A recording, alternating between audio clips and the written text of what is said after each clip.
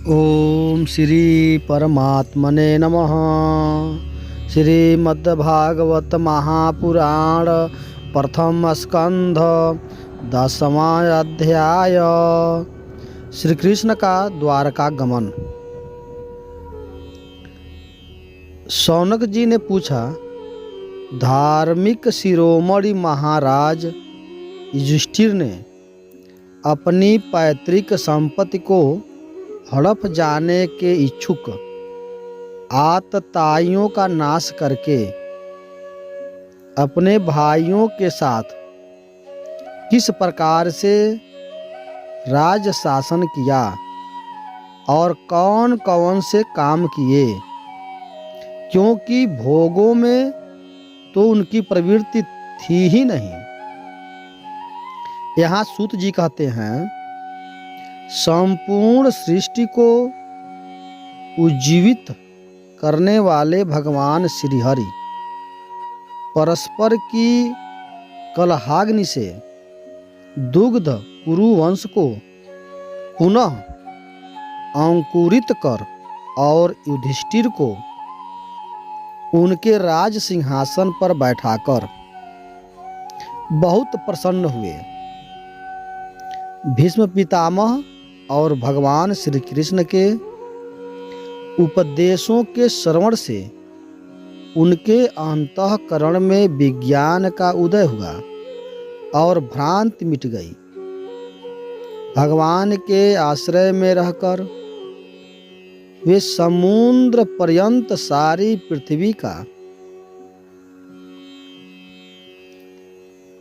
इंद्र के समान शासन करने लगे। भीमसेन आदि उनके भाई पूर्ण रूप से उनकी आज्ञाओं का पालन करते थे। युधिष्ठिर के राज्य में आवश्यकता अनुसार तथेष्ट वर्षा होती थी। पृथ्वी में समस्त अभीष्ट वस्तुएं पैदा होती थी। बड़े बड़े थनों वाली बहुत सी गौवें प्रसन्न रहकर गौशालाओं को दूध से सिंचती रहती थी। नदियाँ, समुद्र, पर्वत, वनस्पति, लताएं और औषधियाँ प्रत्येक ऋतु में यथेष्ट रूप से अपनी अपनी वस्तुएं राजा को देती थी। अजात शत्रु महाराज युधिष्ठिर के राज्य में किसी प्राणी को कभी भी आदि व्याधि अथवा दैविक, भौतिक और आत्मिक कलेश नहीं होते थे। अपने बंधुओं का शोक मिटाने के लिए, अपनी बहिन सुभद्रा की प्रसन्नता के लिए भगवान श्री कृष्ण कई महीनों तक हस्तिनापुर में ही रहे। फिर जब उन्होंने राजा युधिष्ठिर से द्वारका का जाने की अनुमति मांगी, तब राजा ने उन्हें अपने हृदय से लगाकर स्वीकृति दे दी। भगवान उनको प्रणाम करके रथ पर सवार हुए। कुछ लोगों ने उनका आलिंगन किया और कुछ ने प्रणाम किया। उस समय सुभद्रा, द्रौपदी, कुंती, उत्तरा, गांधारी, धृतराष्ट्र, युयुत्स, कृपाचार्य, नकुल, सहदेव, भीष्मसेन, धौम्य और सत्यवती आदि सब मूर्छित हो गए। सारंग पाणी श्री कृष्ण की विरह नहीं सह सके।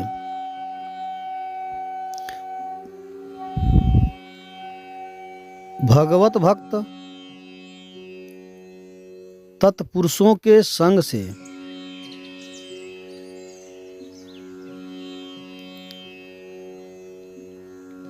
जिसका दुःसंग छूट गया है, वह विचारशील पुरुष भगवान के मधुर मनोहर सुयश को एक बार भी सुन लेने पर फिर उसे छोड़ने की कल्पना भी नहीं करता। उन्हीं भगवान के दर्शन तथा स्पर्श से, उनके साथ आलाप करने से तथा साथ ही साथ सोने, उठने, बैठने और भोजन करने से जिनका संपूर्ण हृदय उन्हें समर्पित हो चुका था, वे पांडव भला उनका विरह कैसे सह सकते थे। उनका चित्त द्रविड़ हो रहा था। वे सब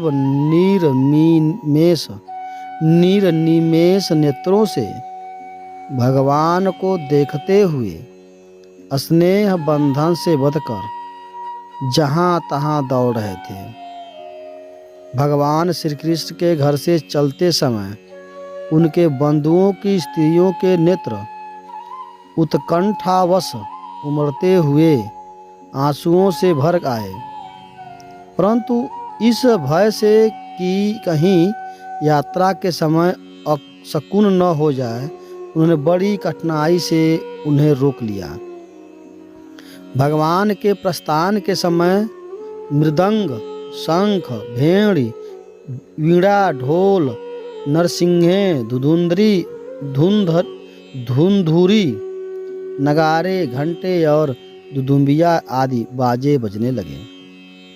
भगवान के दर्शन की लालसा से कुरुवंश की स्त्रियां अटारियों पर चढ़ गई और प्रेम, लज्जा एवं मुस्कान से युक्त चितवन से भगवान को देखती हुई उन पर पुष्पों की वर्षा करने लगी। उस समय भगवान के प्रिय सखा घुघरारे बालों वाले अर्जुन ने अपने प्रियतम श्री कृष्ण का वह श्वेत छत्र, जिसमें मोतियों की झालर लटक रही थी और जिसका डंडा रत्नों द्वारा बना हुआ था, उस अपने हाथ में लिया। उद्धव और सात्यकी बड़े विचित्र चमक डुलाने लगे। मार्ग में भगवान श्री कृष्ण पर चारों ओर से पुष्पों की वर्षा हो रही थी। बड़ी ही मधुर झांकी थी। जहां तहां ब्राह्मणों के दिए हुए सत्य आशीर्वाद सुनाई पड़ रहे थे। वे सगुण भगवान के तो अनुरूप ही थे, क्योंकि उनमें सब कुछ है, परंतु निर्गुण के अनुरूप नहीं थे, क्योंकि उनमें कोई प्राकृतिक गुण नहीं है। हस्तिनापुर की कुलीन रमणियां, जिनका चित्त भगवान श्री कृष्ण में रम गया था, आपस में ऐसी बातें कर रही थी जो सबके कान और मन को आकृष्ट कर रही थी। वे आपस में कहीं कह रही थी, सखियों, ये वे ही सनातन परम पुरुष हैं जो प्रलय के समय भी अपने अद्वितीय निर्विशेष स्वरूप में स्थिर रहते हैं। उस समय सृष्टि के मूल के ये तीनों गुण भी नहीं रहते। जगदात्मा,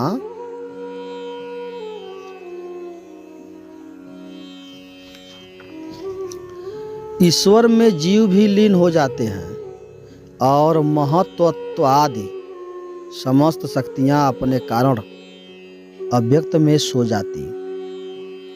उन्होंने फिर अपने नाम रूप रहित स्वरूप में नाम रूप के निर्माण की इच्छा की तथा अपनी काल शक्ति से प्रेरित प्रकृति का, जो कि उनके अंशभूत जीवों को मोहित कर लेती है और सृष्टि की रचना में प्रवृत्त रहती है, अनुसरण किया और व्यवहार के लिए वेद आदि शास्त्रों की रचना की।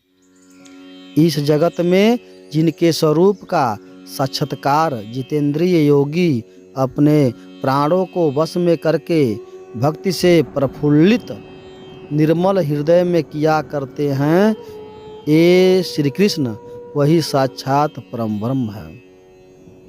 वास्तव में इन्हीं की भक्ति से अंतःकरण की पूर्ण शुद्धि हो सकती है, योगादि के द्वारा नहीं। सखी, वास्तव में यही है जिनकी सुंदर लीलाओं का गायन वेदों में और दूसरे गोपनीय शास्त्रों में व्यास आदि रहस्यवादी ऋषियों ने किया है, जो एक अद्वितीय ईश्वर हैं और अपनी लीला से जगत की सृष्टि, पालन और संहार करते हैं, परंतु उनमें आसक्त नहीं होते।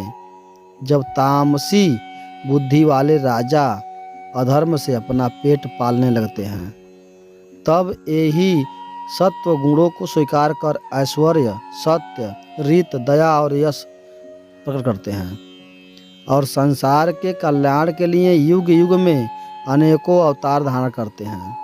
अहो, यह यदुवंश परम प्रशंसनीय है, क्योंकि लक्ष्मीपति पुरुषोत्तम श्री कृष्ण ने जन्म ग्रहण करके इस वंश को सम्मानित किया है। वह पवित्र मधुवन भी अत्यंत धन्य है, जिसे उन्होंने अपने शैशव और किशोरावस्था में घूम फिर कर सुशोभित किया है। बड़े हर्ष की बात है कि द्वारका ने स्वर्ग के यश का तिरस्कार करके पृथ्वी के पवित्र यश को बढ़ाया है। क्यों न हो वहाँ की प्रजा अपने स्वामी भगवान श्री कृष्ण को, जो बड़े प्रेम से मंद मंद मुस्कुराते हैं, उन्हें कृपया दृष्टि से देख। सखी, वास्तव में जब तामसी बुद्धि वाले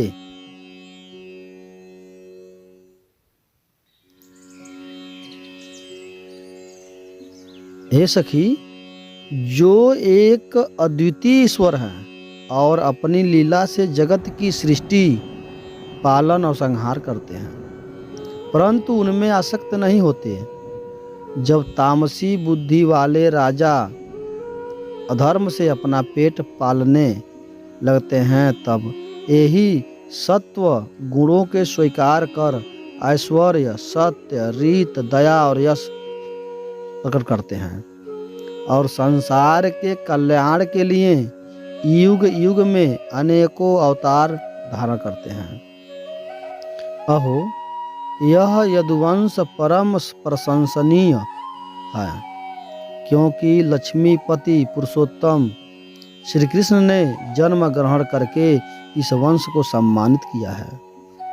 वह पवित्र मधुवन भी अत्यंत धन्य है, जिसे उन्होंने अपने शैशव और किशोरावस्था में घूम घूम फिरकर सुशोभित किया है। बड़े हर्ष की बात है कि द्वारका ने स्वर्ग के यश का तिरस्कार करके पृथ्वी के पवित्र यशों को बढ़ाया है। क्यों न हो वहाँ की प्रजा अपने स्वामी भगवान श्री कृष्ण को, जो बड़े प्रेम से मंद मंद मुस्कुराते हुए उन्हें कृपया दृष्टि से देखते हैं, निरंतर निहारती रहती हैं। सखी, जिनका उन्होंने पाणी ग्रहण किया है, उन स्त्रियों ने अवश्य ही व्रत, स्नान, हवन आदि के द्वारा इन परमात्मा की आराधना की होगी, क्योंकि वे बार बार इनकी उस अधर सुधा का पान करती हैं, जिनके स्मरण मात्र से ही ब्रज बालाएं आनंद से मूर्छित हो जाया करती थी।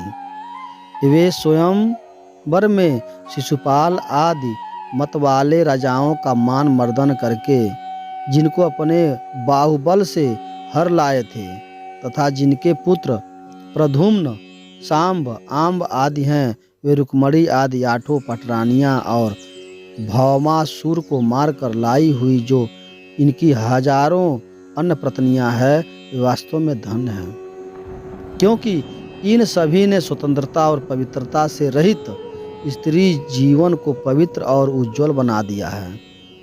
इनकी महिमा का वर्णन कोई क्या करे। इनके स्वामी साक्षात कमल नयन भगवान श्री कृष्ण है, जो नाना प्रकार की प्रिय चेष्टाओं और पारिजात आदि प्रिय वस्तुओं को भेंट से इनके हृदय में प्रेम एवं आनंद की अभिवृद्धि करते हुए कभी एक क्षण के लिए भी इन्हें छोड़कर दूसरी जगह नहीं जाते। हस्तिनापुर की स्त्रियां इस प्रकार बातचीत कर रही थी कि भगवान श्री कृष्ण मंद मुस्कान और प्रेमपूर्ण चितवन से उनका अभिनंदन करते हुए वहां से विदा हो गए। अजातशत्रु युधिष्ठिर ने भगवान श्री कृष्ण की रक्षा के लिए हाथी, घोड़े, रथ और पैदल सेना उनके साथ कर दी। उन्हें स्नेहवश यह शंका हो आई थी कि कहीं रास्ते में शत्रु इन पर आक्रमण न कर दे। सुदृढ़ प्रेम के कारण कुरुवंशीय पांडव भगवान के साथ बहुत दूर तक चले गए। वे लोग उस समय भावी विरह से व्याकुल हो रहे थे। भगवान श्री कृष्ण ने उन्हें बहुत आग्रह करके विदा किया और सात्यकी, उद्धव आदि प्रेमी मित्रों के साथ द्वारका की यात्रा की। शौनक जी, वे कुरुजांगल, पांचाल, शूरसेन, यमुना के मित्रों के साथ द्वारिका की यात्रा की। शौनक जी, वे कुरुजांगल, पांचाल, शूरसेन, यमुना के तटवर्ती प्रदेश, ब्रह्मावर्त, कुरुक्षेत्र, मत्स्य, सारस्वत और मरुध्वन देश को पार करके सौवीर और आभीर देश के पश्चिम आनर्त देश में आए। उस समय अधिक चलने के कारण भगवान के रथ के घोड़े कुछ थक से गए थे। मार्ग में स्थान स्थान पर लोग उपहारादि के द्वारा भगवान का सम्मान करते। सायंकाल होने पर वे रथ से भूमि पर उतर आते और जलाशय पर जाकर संध्या वंदन करते। यह उनकी नित्यचर्या थी। ओम नमो भगवते वासुदेवाय।